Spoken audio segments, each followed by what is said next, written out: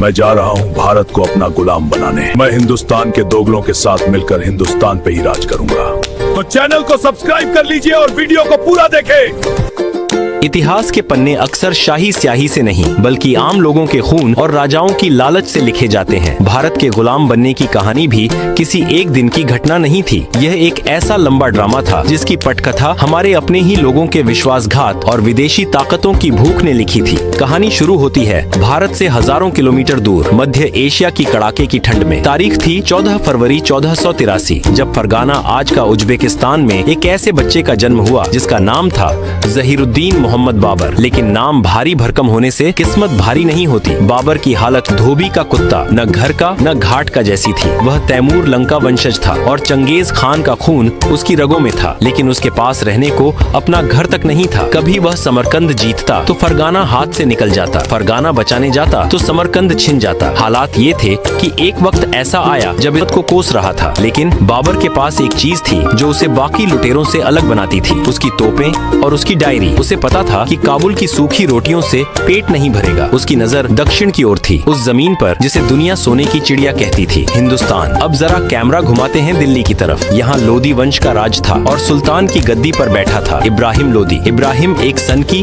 और घमंडी शासक था। उसे लगता था कि दिल्ली का तख्त लोहे का बना है जिसे कोई हिला नहीं सकता, लेकिन उसे नहीं पता था कि लोहे को काटने के लिए जंग उसी के घर में लग चुकी है। इतिहास गवाह है, भारत को जब भी लूटा गया दरवाजा अंदर से ही खोला गया। इब्राहिम लोदी से तंग आकर पंजाब के गवर्नर दौलत खान लोदी और इब्राहिम के अपने चाचा आलम खान ने एक भयानक साजिश रची। उन्हें लगा कि बाबर एक लुटेरा है, वह आएगा, इब्राहिम लोदी को मारेगा, दिल्ली को लूटेगा और वापस काबुल भाग जाएगा। फिर दिल्ली की गद्दी इन दोनों की होगी। यही वह टर्निंग पॉइंट था जहां भारत की तकदीर पलट गई। उन्होंने बाबर को खत लिखा, आइए हिंदुस्तान आपका इंतजार कर रहा है। ये खत नहीं बल्कि भारत की गुलामी का इन्विटेशन कार्ड था। बाबर तो बस मौके की तलाश में था। उसे तो अंधा क्या चाहे, दो आंखें वाली स्थिति मिल गई। साल 1526, गर्म हवाओं के थपेड़े और धूल भरी आंधी। पानीपत का मैदान सज चुका था। एक तरफ इब्राहिम लोदी की विशाल फौज, 1 लाख सैनिक और 1000 से ज्यादा खूंखार हाथी। यह एक चलता फिरता पहाड़ था। दूसरी तरफ बाबर, सिर्फ 12000 सैनिक। गणित के हिसाब से बाबर की हार तय थी। 1 लाख के सामने 12000 क्या ही टिकते, लेकिन युद्ध भीड़ से नहीं दिमाग से जीते जाते हैं। बाबर अपने साथ एक ऐसा ब्रह्मास्त्र लाया था जिसे हिंदुस्तान ने पहले कभी नहीं देखा था, बारूद और तोपखाना। बाबर ने अपनी फौज को तुगलमा नीति से सजाया। उसने अपनी सेना को अर्धचंद्राकार शेप में फैला दिया। बीच में बैलगाड़ियों को चमड़े की रस्सियों से बांधकर एक दीवार बना दी ताकि लोदी के हाथी सीधे हमला न कर सकें, और उन बैलगाड़ियों के बीच में छिपा दी अपनी मौत की मशीनें, तोपें। 21 अप्रैल की सुबह जैसे ही लोदी की सेना आगे बढ़ी, उसे लगा कि वह बाबर को कुचल देगी। हाथियों की चिंगाड़ से आसमान गूंज रहा था, लेकिन तभी धड़ाम, बाबर की तोपों ने आग उगलना शुरू किया। भारत के हाथियों ने इससे पहले सिर्फ तलवारों की खनक सुनी थी, बारूद के धमाके नहीं। तोपों की उस भयानक आवाज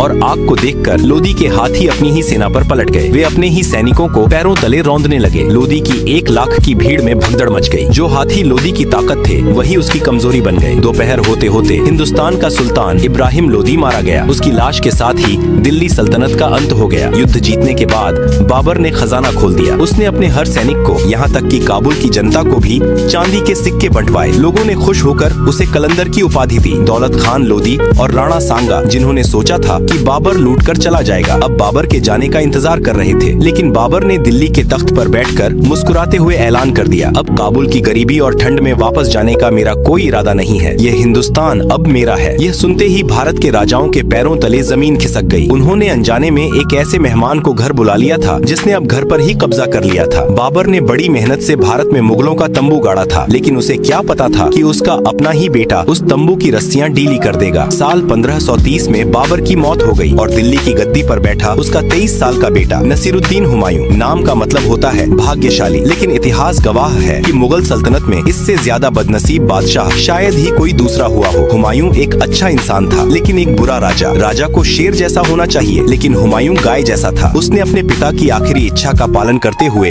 सबसे बड़ी गलती कर दी। उसने अपनी सल्तनत को अपने भाइयों कामरान, अस्करी और हिंदाल में केक की तरह बांट दिया। राजनीति का उसूल है, एक म्यान में 2 तलवारें नहीं रह सकती, और यहाँ तो 4-4 थीं। भाइयों ने मुश्किल वक्त में साथ देने के बजाय हुमायूं की पीठ में खंजर घोंपना शुरू कर दिया। हुमायूं अफीम के नशे में मस्त रहता था और उधर बिहार के जंगलों में एक शेर जाग रहा था। अब एंट्री होती है भारतीय इतिहास के सबसे चालाक और दमदार किरदार की, फरीद खान, जिसे दुनिया शेर शाह सूरी के नाम से जानती है। ये कोई शाही खानदान का नहीं था, यह एक मामूली अफगान जागीरदार का बेटा था जिसने मुगलों की फौज में एक साधारण सिपाही की तरह नौकरी की थी। उसने मुगलों को बहुत करीब से देखा था। वह अक्सर अपने साथियों से कहता था, ये मुगल अभी नया नया गोश्त खा रहे हैं, इन्हें भारत से खदेड़ना मेरे बाएं हाथ का खेल है। हुमायूं अपने ऐशो आराम में डूबा था। उसे लगा कि शेर शाह तो एक छोटा मोटा बागी है, लेकिन यह छोटा बागी अंदर ही अंदर अपनी ताकत बढ़ा रहा था। उसने बिहार पर कब्जा किया और फिर बंगाल की तरफ बढ़ा। साल 1539 हुमायूं की नींद टूटी और वह अपनी फौज लेकर शेर शाह को सबक सिखाने चला। दोनों सेनाएं चौसा बिहार के मैदान में आमने सामने थीं, लेकिन शेर शाह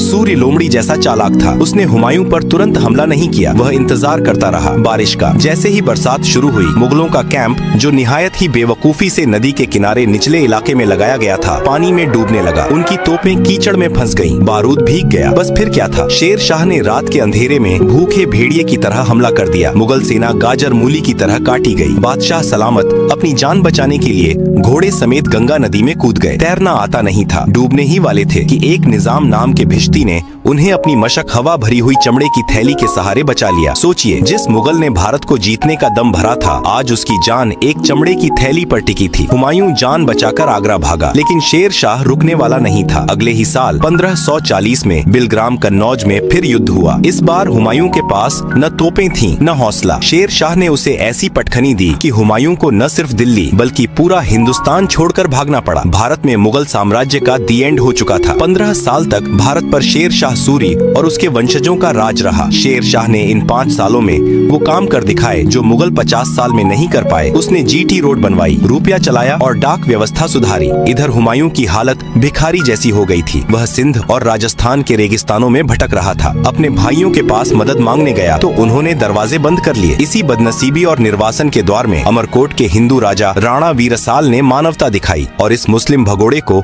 अपने महल में पनाह दी। यही वह जगह थी जहां 15 अक्टूबर 1542 को हमीदा बानो की कोख से एक बच्चे का जन्म हुआ, जलालुद्दीन मोहम्मद अकबर। जरा विडंबना देखिए, भविष्य का मुगल ए आजम एक हिंदू राजपूत के घर में पैदा हुआ था, जबकि उसका पिता बेघर था। शायद यही वजह थी कि अकबर की रगों में कट्टरता नहीं बल्कि भारत की मिट्टी की महक थी। कहते हैं वक्त का पहिया घूमता जरूर है। 1545 में कालिंजर के किले को जीतते समय बारूद के फटने से शेर शाह सूरी की मौत हो गई। शेर शाह के मरते ही सूर्य साम्राज्य ताश के पत्तों की तरह बिखरने लगा। उसके उत्तराधिकारी कमजोर और निकम्मे निकले। हुमायूं, जो अब तक ईरान के शाह की मदद से अपनी ताकत बटोर रहा था, ने देखा कि लोहा गर्म है। 1555 में यानी 15 साल बाद वह वापस लौटा। उसने सरहिंद की लड़ाई में सिकंदर सूरी को हराया और दोबारा दिल्ली के तख्त पर कब्जा किया। मुगल वापस आ चुके थे, लेकिन हुमायूं की किस्मत में सुख ज्यादा दिन का नहीं था। जनवरी 1556 की एक शाम वह अपनी लाइब्रेरी दीनपनाह भवन में किताबें पढ़ रहा था। अजान की आवाज सुनकर वह नमाज के लिए तेजी से सीढ़ियों से नीचे उतरने लगा और तभी पैर फिसला। वह लुढ़कते लुढ़कते नीचे गिरा और सिर में गहरी चोट लगने से उसकी मौत हो गई। एक प्रसिद्ध इतिहासकार ने हुमायूं पर क्या गजब का तंज कसा है। हुमायूं जिंदगी भर लड़खड़ाता रहा और लड़खड़ाते हुए ही अपनी जान दे दी। हुमायूं के सीढ़ियों से गिरने के बाद मुगल सल्तनत ताश के पत्तों की तरह बिखर सकती थी। गद्दी पर बैठने वाला कोई अनुभवी योद्धा नहीं बल्कि 13 साल का एक बच्चा था, जलालुद्दीन अकबर। अकबर को पढ़ना लिखना नहीं आता था, लेकिन उसे इंसानों को पढ़ना बखूबी आता था। उसे समझ आ गया था कि हिंदुस्तान पर राज करना है तो हिंदुस्तानियों को गुलाम बनाकर नहीं बल्कि उन्हें अपना दोस्त बनाकर ही टिक सकते हो। कहानी फिर उसी पानीपत के मैदान में पहुंचती है जहां बाबर ने किस्मत पलटी थी। साल 1556 अकबर के सामने था हेमू हेमचंद्र विक्रमादित्य, एक हिंदू बनिया जिसने अपनी मेहनत से दिल्ली की गद्दी छीन ली थी। हेमू लगातार 22 लड़ाइयां जीत चुका था। अकबर तो बच्चा था, असली कमान उसके संरक्षक बैराम खान के हाथ में थी। युद्ध में हेमू जीत रहा था, मुगलों के पैर उखड़ रहे थे, लेकिन तभी किस्मत ने फिर मुगलों का साथ दिया। एक तीर हवा में उड़ता हुआ आया और सीधे हेमू की आंख में जा लगा। हेमू हाथी से गिरा और उसकी सेना में भगदड़ मच गई। बैराम खान ने मौके का फायदा उठाया और हेमू का सिर काट दिया। अकबर जीत गया, लेकिन इस जीत ने उसे एक बहुत बड़ी सीख दी। हर बार किस्मत साथ नहीं देगी। इस देश में टिकना है तो राजपूतों से दोस्ती करनी होगी। अकबर ने देखा कि राजपूत शूरवीर हैं, वे सिर कटा सकते हैं लेकिन झुका नहीं सकते। उसने सोचा, इनसे लड़ने में क्यों अपनी ऊर्जा बर्बाद करनी, इन्हें अपना रिश्तेदार बना लो। यहीं से शुरू हुई मुगलों की वैवाहिक कूटनीति।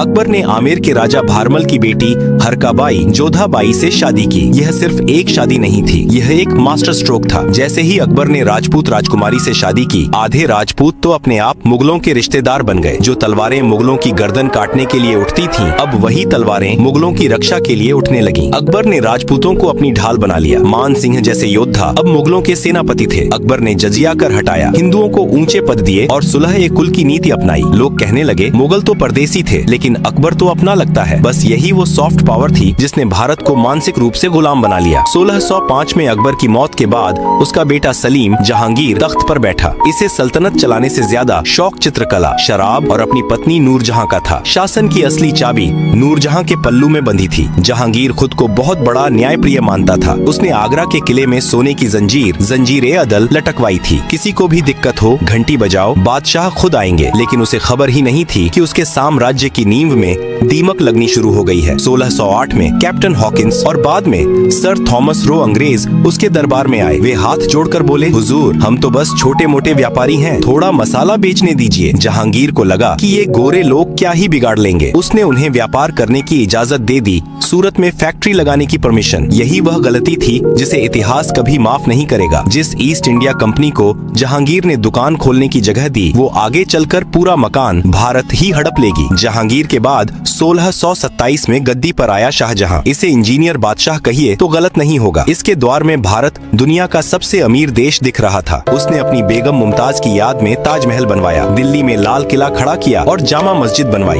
उसने दुनिया का सबसे महंगा सिंहासन तख्त-ए-ताउस मयूर सिंहासन बनवाया, जिसमें बेशकीमती कोहिनूर हीरा जड़ा था। ऊपर से सब कुछ गुड़ लग रहा था, लेकिन हकीकत कुछ और थी। इन इमारतों को बनाने में शाहजहां ने पानी की तरह पैसा बहाया। जब आगरा में ताजमहल बन रहा था, तब दक्कन दक्षिण भारत में भयानक अकाल पड़ा था। लोग भूखे मर रहे थे और बादशाह संगमरमर तराशने में व्यस्त थे। किसानों पर टैक्स का बोझ इतना बढ़ गया कि वे बर्बाद होने लगे। शाहजहां ने भारत को सुंदर तो बनाया, लेकिन अंदर से खोखला कर दिया। वह अपनी शान और शौकत में इतना मगन था कि उसे पता ही नहीं चला कि उसका अपना ही बेटा उसके खून का प्यासा हो चुका है। शाहजहां के 4 बेटे थे, दारा शिकोह, औरंगजेब, शुजा और मुराद। शाहजहां चाहता था कि उसका बड़ा बेटा दारा शिकोह, जो अकबर जैसा उदार था, राजा बने। लेकिन उसका तीसरा बेटा औरंगजेब एक अलग ही मिट्टी का बना था। वह न संगीत सुनता था, न शराब पीता था। उसे सिर्फ एक नशा था, सत्ता और कट्टरता का। 1658 में औरंगजेब ने अपने ही भाइयों को मौत के घाट उतारा। दारा शिकोह का सिर काटकर तश्तरी में रखकर अपने बाप शाहजहां को गिफ्ट किया। बूढ़े शाहजहां को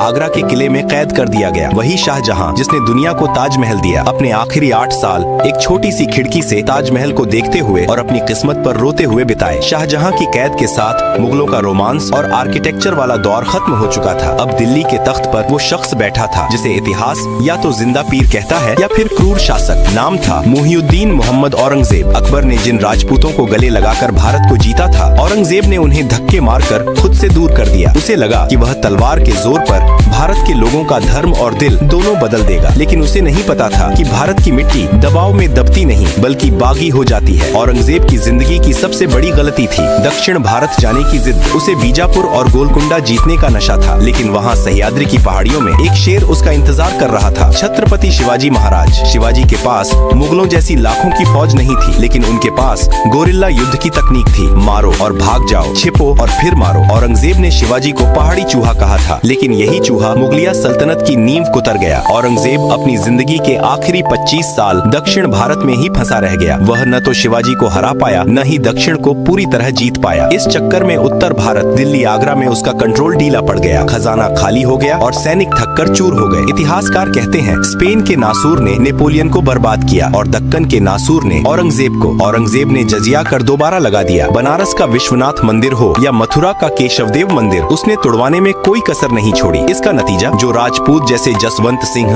और जय सिंह मुगलों की तलवार बनकर लड़ते थे, अब वे मुगलों के खिलाफ हो गए। पंजाब में सिखों ने बगावत कर दी। गुरु तेग बहादुर का शीश कटवाकर और गुरु गोविंद सिंह के बच्चों को दीवारों में चुनवाकर औरंगजेब ने सोचा कि उसने डर कायम कर दिया, लेकिन असल में उसने खालसा को जन्म दे दिया था, जिसने आगे चलकर मुगलों की ईंट से ईंट बजा दी। 3 मार्च 1707 को 88 साल की उम्र में औरंगजेब की मौत हो गई। वह मरते वक्त अपने हाथ में तस्बीह माला लिए अपनी गुनाहों की माफी मांग रहा था, लेकिन तब तक बहुत देर हो चुकी थी। उसके मरते ही मुगलों में वही पुराना खेल शुरू हो गया, गद्दी के लिए मारकाट। लेकिन इस बार गद्दी पर बैठने वाले शेर नहीं बल्कि गीदड़ थे। बहादुर शाह, जहांदार शाह, फर्रुखसियर, ये सब नाम मात्र के बादशाह थे। किसी को शराब का शौक था तो किसी को दरबारियों के इशारों पर नाचने का। सबसे मशहूर नमूना था मोहम्मद शाह रंगीला। भाई साहब को कथक देखने और शराब पीने से फुर्सत ही नहीं थी। उसे खबर दी जाती कि दुश्मन हमला करने वाला है तो वह कहता, हनोज दिल्ली दूर अस्त, अभी दिल्ली दूर है, बाद में देखेंगे। जब घर का मालिक कमजोर हो तो चोर दरवाजे नहीं खटखटाते, सीधे अंदर घुस जाते हैं। 1739 में ईरान का लुटेरा नादिर शाह भारत आया। उसे पता था कि दिल्ली का बादशाह रंगीला एक नंबर का डरपोक है। करनाल के युद्ध में नादिर शाह ने मुगलों को सिर्फ 3 घंटे में हरा दिया। 3 घंटे, जितनी देर में आज हम एक फिल्म देखते हैं उतनी देर में मुगल फौज सरेंडर कर चुकी थी। नादिर शाह दिल्ली में घुसा। उसने 57 दिनों तक दिल्ली को लूटा, कत्लेआम मचा दिया। जाते जाते वह अपने साथ शाहजहां का बनवाया हुआ मयूर सिंहासन और कोहिनूर हीरा भी ले गया। मुगलों की इज्जत, दौलत और ताकत सब कुछ लुट चुका था। अब बादशाह सिर्फ लाल किले का कैदी बनकर रह गया था। मुगलों की कमजोरी का असली फायदा उठाया उन व्यापारियों ने जो तराजू लेकर आए थे, लेकिन अब तलवार उठा चुके थे। ईस्ट इंडिया कंपनी अंग्रेज। उन्होंने देखा कि भारत के राजा आपस में लड़ रहे हैं। उन्होंने एक एक करके सबको हराया। प्लासी 1757, बक्सर 1764 और दिल्ली के असली मालिक बन बैठे। मुगल बादशाह अब अंग्रेजों के पेंशनर थे। कहानी का अंत होता है 1857 की क्रांति के साथ। मुगलों का आखिरी बादशाह बहादुर शाह जफर, 82 साल का एक बूढ़ा शायर। विद्रोहियों ने उन्हें अपना नेता चुना, लेकिन अंग्रेजों ने इस विद्रोह को कुचल दिया। जफर के सामने उनके बेटों का सिर काटकर तश्तरी में सजाकर गिफ्ट के तौर पर पेश किया गया। वही खेल जो कभी औरंगजेब ने अपने भाई के साथ खेला था, आज नियति मुगलों के साथ खेल रही थी। बहादुर शाह जफर को हुमायूं के मकबरे से गिरफ्तार किया गया और रंगून म्यांमार भेज दिया गया। वहाँ कैद में अपनी ही सरजमीन से दूर एक टूटी हुई चारपाई पर लेटे हुए जफर ने अपनी आखिरी गजल लिखी थी। कितना है बदनसीब जफर दफन के लिए, 2 गज जमीन भी न मिली कुएं यार में। 1862 में उनकी मौत के साथ ही बाबर द्वारा 1526 में जलाया गया मुगलों का दीपक हमेशा के लिए बुझ गया। तो दोस्तों, यह थी मुगलों की कहानी। बाबर की तोपों से शुरू हुई यह दास्तान अकबर की नीतियों से परवान चढ़ी, शाहजहां की शान में चमकी, लेकिन औरंगजेब की कट्टरता और बाद के बादशाहों की अय्याशी में डूब गई। इतिहास गवाह है, भारत को बाहरी ताकतें कभी नहीं हरा पाई। बाबर भी दौलत खान लोदी के बुलावे पर आया था और अंग्रेज भी मीर जाफर जैसे गद्दारों की मदद से जीते। मुगलों ने 300 साल राज किया, लेकिन जब उन्होंने भारत को अपना समझना छोड़ा और लूटने या बदलने की कोशिश की तो भारत ने उन्हें इतिहास के कूड़ेदान में फेंक दिया। सोने की चिड़िया आज भी वही है, बस पिंजरे बदल जाते हैं। कल मुगल थे, फिर अंग्रेज आए और आज खैर, यह फैसला मैं आप पर छोड़ता हूँ।